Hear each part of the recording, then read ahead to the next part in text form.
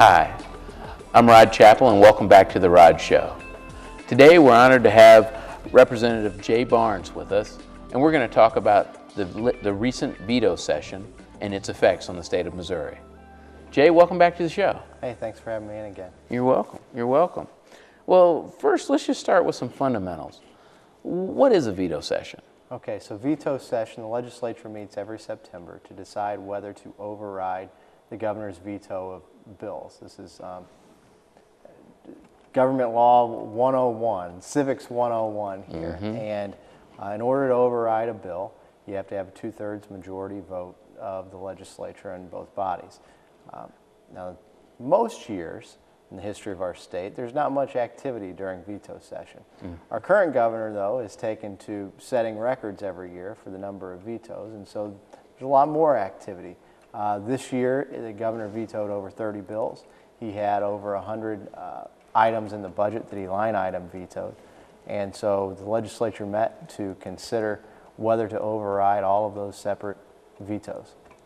Wow, so there can be different bills that might affect a particular area of law, and some of those vetoes may even be wider, like programmatic vetoes. Is that right, because of the line item? Well, in the line item veto, it's very specific to what the legislature appropriated money to go to, and the governor will say no.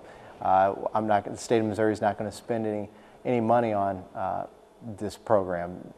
The governor made some pretty, what I thought were atrocious line item vetoes this year. Line item vetoed rape kits for children. I'm not sure why exactly. There were he line item vetoed funds that went to provide health care services to people who had suffered head injuries. Those are two provisions which the legislature overrode for the line item vetoes. And do you have a ballpark figure of how much money was put back into?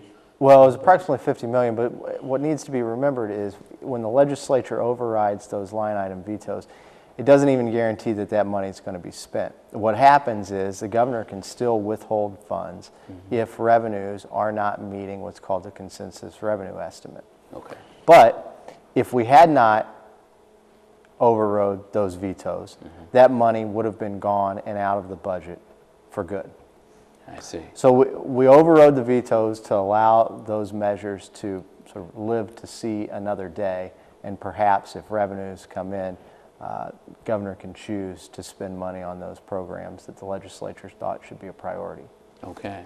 Are there any other budget line items that were overridden? There were over, I think there were over 50. Is that right? So there were a whole lot. And what's interesting about overrides of budget vetoes is there's about 3 or 4 different ways you can read the constitutional provision on budget vetoes. There's one way to read it that says the legislature doesn't have any authority to override line item vetoes. But that's not the way legislatures have operated in the past. There's another way to read it that suggests you have to take them up one by one and vote on each of them individually, which is what we did. Wow. Because that's what legislatures have done in the past. That's been the understanding of how it's done. And of course, that takes a very long time. There's another way to read it that suggests you have to pick them up bill by bill. And yet there's another way to read the provision, I think a very clear way, that shows that if the legislature passes a budget in regular session before 2 weeks to go and the governor does line item vetoes, that the legislature can take those up one at a time and they don't even have to get a 2/3 majority to override the governor's veto. So I think what you're going to see next year is the legislature make a real attempt to pass a budget early, put it on the governor's desk, tell him, look, you got a line item veto what you will, and we're going to come back and override your vetoes without even a 2/3 majority being necessary during session. Right, right. Well, and that'll actually might save some time and money, because I don't imagine that these special sessions are free, right?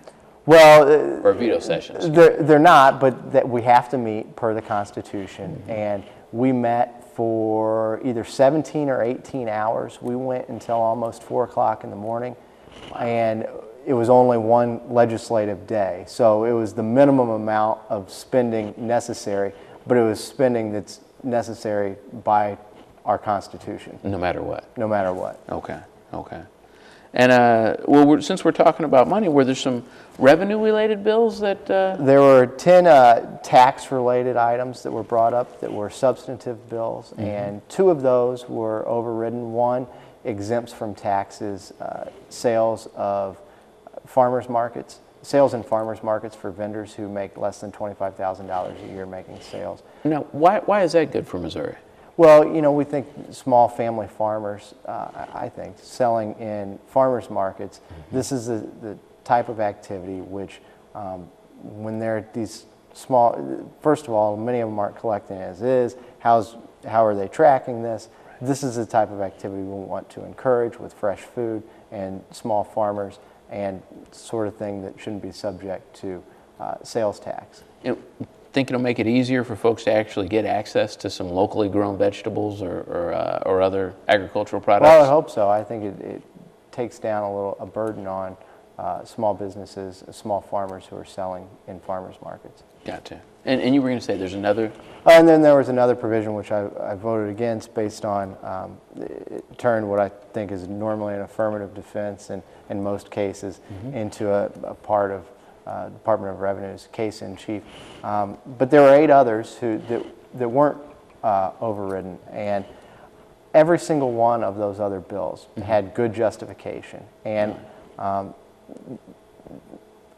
but the big thing is you got to look at the big picture. And when the legislature passed Senate Bill 509 over the governor's veto in the spring, we set up a situation where every Missourian is going to get an income tax cut if and only if general revenue for the state of Missouri grows by $150 million. Okay. Now, when you do that, you set up a contest between any sales tax exemption or new sales tax credit versus an income tax cut for every single Missourian. So every dollar that can't come in through general revenue as a result of a new sales tax exemption or sales tax clarification or a new tax credit is competing against an income tax cut for every Missourian. Okay. And I'm hoping that legislative session, this veto session, was a turning point, and that the legislature gets serious about some whole-scale tax reform to get rid of some exemptions which probably shouldn't be in the law, to curtail some tax credits, and to use the savings to cut income taxes for every Missourian. Wow. And so, and 509 is kind of the foundation. Senate Bill 509 is law right now, and it sets up a staircase series of tax cuts that will take effect over a long period of time to reduce the income tax rate for everyone by 0.5 percentage point. This week, in fact, I looked at some of the sales tax exemptions we have, and I think people would be surprised by some of them. Did you know that movie rentals apparently are sales tax free? At least I found, I didn't know that, and I didn't check. Why would that be the case? Well, I don't know, I saw it in the statute. Maybe I'm reading the statute wrong, and it's not quite as wide as I think. I don't think that's a whole lot of revenue in the big picture. Right. But, here's one that's not a lot of revenue. Purchases by a state rep or a state senator expense account is exempt from sales tax. So some legislature long ago decided they wanted to make their expense account dollars go a little bit further. That's something that ought to be curtailed. Computers purchased by architecture, engineering, and accounting firms are not subject to sales tax, apparently, from my quick reading of Missouri law. But, you know, most every other professional in today's economy uses a computer. Why should they get a special exemption? Why should they get a special exemption? And then there are tax credit programs, which are large. But those are just some of the, there's over, I think, at least over 100 tax exemptions on the books. Many of them make sense, others don't. Right. Well, I mean, maybe at one point computers were incredibly expensive, and architecture firms needed the CAD and all those other programs to do their work. But at this point, I think you could go get an Apple and do just fine. That's probably right. Okay. There were some other bills that one that caught my eye, and I thought, what? Are people trying to farm deer? Yeah, there was a that's a very contentious issue, and there are places around the state where deer are kept in an enclosed in fences and raised, and then sold. Either they're used there for hunting and hunting preserves, or they're sold to hunting preserves. Okay. And the Department of Conservation under the Missouri Constitution has the authority, is the sole authority to regulate all wildlife and all game in the state of Missouri. Okay. There was an effort to say that these deer are neither wildlife nor game, and the bill would classify them as livestock subject to regulation by the Department of Agriculture rather than the Department of Conservation. There are good reasons for folks with these deer that they have concerns with the Department of Conservation. The Department of Conservation has started the process of promulgating rules that, to me, are a little bit onerous on these small business owners, and they ought to look at changing these rules. But these are game. These are deer which are advertised to be hunted. The Constitution says that game is regulated by the Department of Conservation. I took an oath. We take an oath every year to uphold the Constitution. I don't think there's a good case at all to be made that these deer are not game, and so I couldn't, in good faith, even though I don't necessarily like all of the rules that conservation is promulgating here, I couldn't in good faith vote to allow the Department of Agriculture to do something which the Constitution gives conservation the sole authority to do. Right, right. No, I understand. That's and it's interesting because other things that are considered livestock are cattle and pigs, and of course we're used to seeing those, on farms or ranches and those kinds of places. The unfortunate thing about that bill is there are a number of other worthy provisions tucked within the bill that probably got dragged down solely by the deer issue, and I expect we'll see some of those next year. I think there are about 13 other provisions of the bill. So sometimes you see that with other bills as well. There's one provision in a bill that sinks everything else. Sure, sure.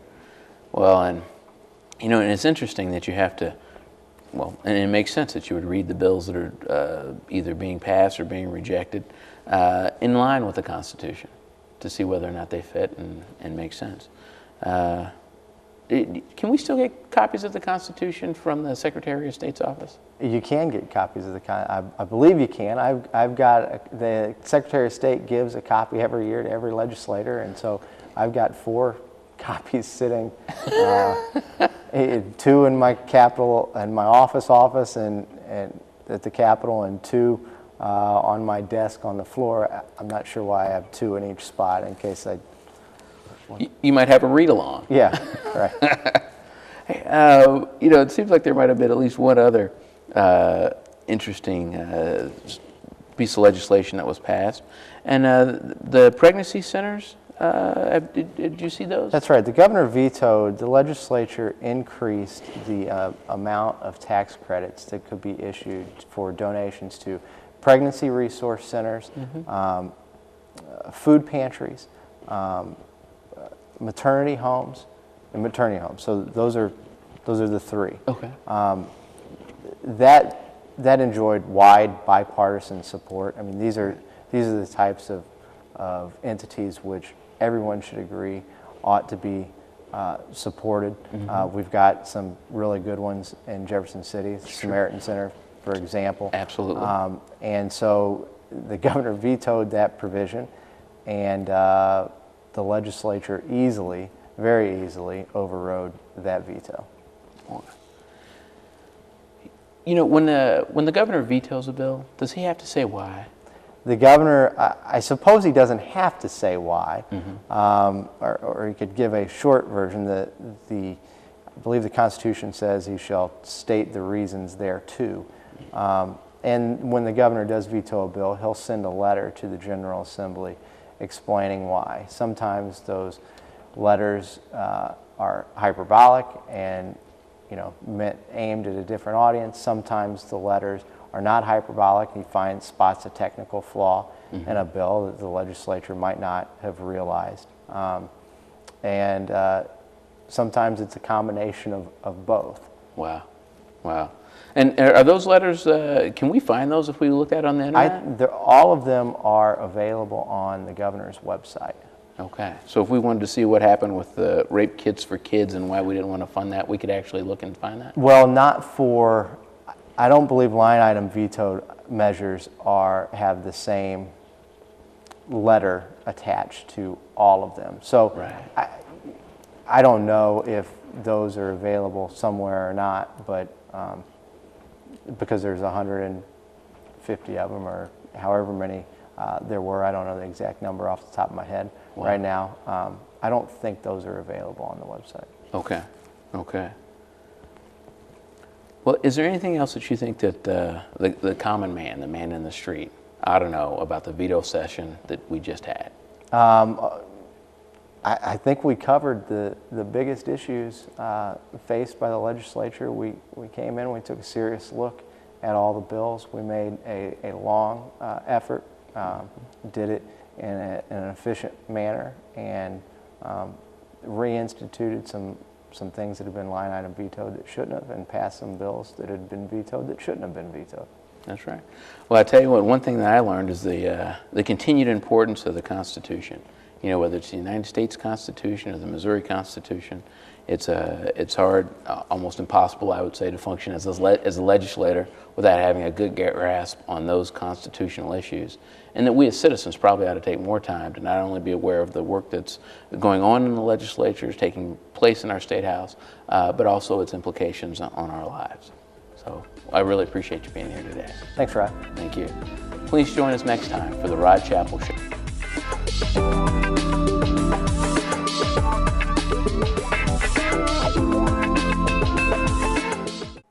HILC In-Home Care provides personal care attendant services to qualified disabled and elderly residents of Cole and Osage counties. These services make it possible for many people to continue to live independently in their own homes. For more information on HILC's Medicaid, respite, youth, private pay, and private insurance programs, call HILC In-Home Care toll-free at 1-866-231-6652. Hi, I'm Kurt Probst, and I am a big brother. Missouri Valley Big Brothers Big Sisters desperately need your help. Right now, more than 50 children are waiting for someone to spend time with them, waiting for a mentor. By spending time with a child, you can change their future and improve their chances of succeeding in life. All it takes is 1 hour a week. Call Missouri Valley Big Brothers Big Sisters at 634-3290 to get involved today. We are proud to be a United Way partner agency. HILC In-Home Care provides personal care attendant services to qualified disabled and elderly residents of Cole and Osage counties. These services make it possible for many people to continue to live independently in their own homes.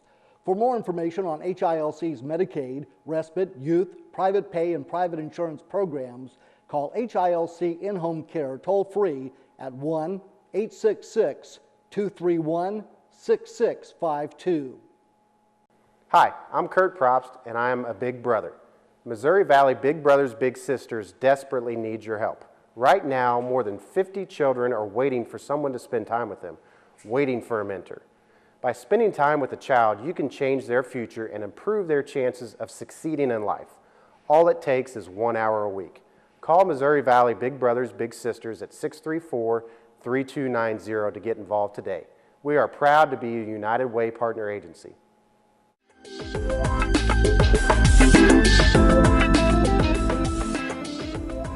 Hi, welcome back to the Rod Chappell Show. Thanks for joining us today. Today we have our special guest, Susan Cook. Susan, thanks for being with us. Thanks, Rod. Glad to be here. Now, I understand that you're a candidate for an elected office here in Cole County. I am. I'm running for Cole County Clerk. Excellent. All right. And how long's that race been going on? Well, filing started back in February, so we've been working it for quite a few months now. Okay. Today I was hoping we can talk a little bit about voting and its importance and what it means in the community, and some of the fundamental aspects of what we need to take care of in order to be able to do that. Sure. Is that okay? And before that, though, just so that everybody has a better feel for you, you've been involved in the community, right? Right. What kind of activities have you been involved in? In the past, I've been a big brother, big sister. I've been a volunteer at Heisinger Bluffs, where I played the piano for the residents. I am currently the president of the Blue Tiger Quarterback Club here at Lincoln. All right. Go Tigers. Right. Go Blue Tigers. Big game on Saturday. Mm-hmm. I'll be there, actually. All right. Yeah. That's good. That's good.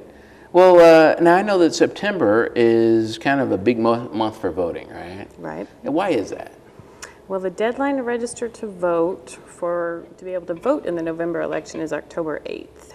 So September ends up being the month where we try to really get out there and get people registered to vote before that deadline hits. Now, when you say deadline, really what does that mean? If we miss that October 8th deadline, if we do it on the 8th, can we vote? On the 8th is the last day. Okay. So if you register on the 8th, you're good to go. But the 9th and after, you won't be able to vote in the November election. I see. I see. And that's no matter what, is that right? Right. Okay. Okay. Well, and you said is there a National Voters Day? There or? is. Okay. Next Tuesday, the 23rd, is National Voter Registration Day. So there'll be a lot of people out and about and trying to knocking on doors and getting people registered. Okay. And is that where some folks might actually come to your door and ask you to fill out a voter registration card? In different cities, it varies by city, but it's a national group that does it. So they go door to door. They have places that they just set it up and have the registrations and just try to get everybody that they can. Now, is that some kind of a political group that's doing that, or is this? Totally bipartisan. Just a group trying to get anybody and everybody registered. Okay. Okay. Just interested in good citizenship. Right. Mm-hmm. All right. Do you think that they'll be active here in Jeff City or Cole County? I don't know that they've ever really had a big push here with that particular group, but I do know that there's a group here in town, Missouri Faith Voices, Okay. who's going to do a big voter registration rally in October 4th, I believe. Now, Faith Voices, that sounds like it might be a group of clergy, is that right? It is. It's a collaboration of churches, I believe. Okay, okay. And you think that they may be, are they going to have a location that we need to look for, or? They're starting at Quinn Chapel, I Okay, believe. okay. And then they're going to assign and organize and get everybody out into the community from there. Okay, that's great. And this again will be where they actually may come to our home and Right. ask if we're registered to vote. And, Correct. Is there a way to tell that before they get started, or do they have to go to every door? You can go to the Cole County Clerk's office and get a list of registered voters. Okay. So they probably have a heads up on where they're going to hit. So they may not stop at your house if you've already registered to vote, Right. but they may go to our neighbor's house. Right. Okay, okay. That's it. Have you registered anybody to vote ever? I talk to a lot of people and get them interested Mm-hmm. and show them how they can register to vote, but I personally am not deputized to be able to register Which is people. probably a good thing since you're running for Right. office and everything. I understand that. The process for getting registered to vote, can you tell me, it doesn't cost any money, does it? Nope, free. Right? You don't have to take a picture or anything like that, do you? Nope. Okay. What do you have to prove your address and your age? You have to prove your address and that you're a citizen of Cole County or wherever you're registering to vote. So you can go on the Secretary of State's website and fill out some information and print off a form. You can go to the Cole County Clerk's website and print off the form, and then you can mail it in. You can take it to the Cole County Clerk's office. You can register to vote at the Department of Motor Vehicles, at the library. So there's quite a few places that you could go to get registered. And if you're fortunate, on October the 4th, somebody might come to your Right. door, right? Exactly. And I assume that they'll deliver it or mail it in for you, right? I think so, yes. Okay, okay. Now, I understand too that if a person is a registered voter, that they may not be available to vote on the particular one day that you're allowed to vote, right? Right, And that's the current law, isn't it, that you get to vote on a day here in Missouri? right. Have some other states adopted other laws that would allow you to vote on like a series of days or for a time period? There are some states that have early voting, and Missouri right now has an initiative on the ballot for November for early voting. We had another initiative that did not make it onto the ballot this time, but there is an amendment on this November's ballot to discuss early voting. Now, in that amendment, is this one of those deals where it's like you get some early voting, but there's something else in the amendment that may have some different ramifications, or is it just the one thing? Well, are you talking, it does allow early voting for a certain amount of time. I don't know the actual specifics of this one, but this one is actually an amendment to the Constitution that then cannot be changed once it is in there. Gotcha, gotcha. Well, and I guess it might be a legal question on whether it takes an amendment to the Constitution to actually have early voting. Right. Yeah. That'd be a good question for you. Well, I'll have to look that up. Right. I'll have to look that up. Now, if I want to go vote, say it's November the 4th, that's the date of the election, right? Correct. Okay, so here in Cole County, everybody can go vote on November the 4th. And I guess I have to, how do I figure out where my polling place is? Well, you can either call the Cole County Clerk's office and ask them. If you have your voter registration card, it would be on your card. You can look on the Secretary of State's website, enter your address, and it'll tell you your current status as a voter, where you go to vote, and all that kind of good information as well. Okay, okay. So either computer access or access to a phone, and I can figure it out. Right. All right. Now, when I get there to my polling place and I'm asking, and I say, hey, I want to vote, how does that go? Do I have to show my ID in order to vote? Do I have to give them some other stuff? What do I have to do? Right now, Missouri does not require a photo ID, but you have to have some sort of identification. So there's numerous forms. You can have your voter ID card, you can have your driver's license, you can have a student ID from a college, you can have your utility bill, you can have a bank statement, basically anything that would say your name and your address. Okay, okay. And even then, if you don't have any of those, if there's 2 election judges there that can confirm that you are who you are, if they know you personally, they can sign an affidavit and then you can still vote. Wow. And that's a real ballot. That's not one of those yellow provisional ballots, right? Right. Now, are you familiar with those ballots, those provisional ones? Yeah, what's the deal on those? Why do you get a different color ballot? Well, sometimes if you come to your polling place and they say, well, you're not on the register to vote here, and you say, well, I've always been allowed to vote here, I know this is where I am, they will call the clerk's office and ask if you're supposed to vote there or somewhere else, or why you aren't on the register or not.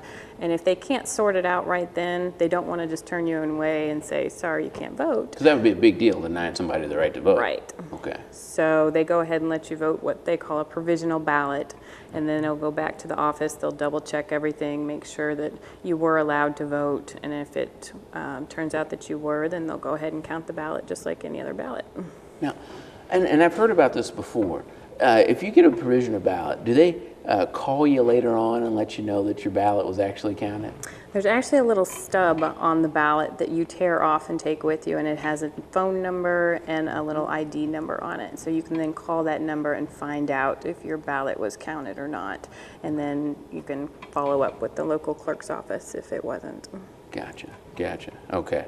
So it's on the citizen to figure out whether or not their ballot was counted if you get a yellow ballot. I believe so. But if I get a real ballot, I know that my vote counts. Right. When you put it in that machine and sit there and watch the little ticker go up, then you're good to go.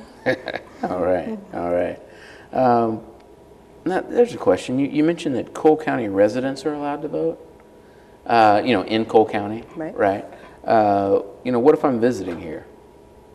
If you're visiting, you're not allowed. You have to be registered in the county that you're at. Now, there's no residency requirement. So like students here at Lincoln, as soon as they get here, they can register to vote and vote here.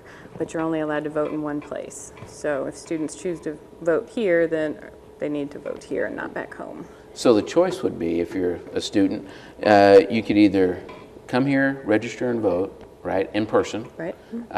Or you could get an absentee ballot, in which case you could use that ballot to vote at your normal polling place, which may be where you had lived before you came to school at Cole County. Right. But Okay. you'd have to get that absentee ballot from your original home. You wouldn't be able to get an absentee ballot here in Cole County. Oh, so there's no universal absentee ballot.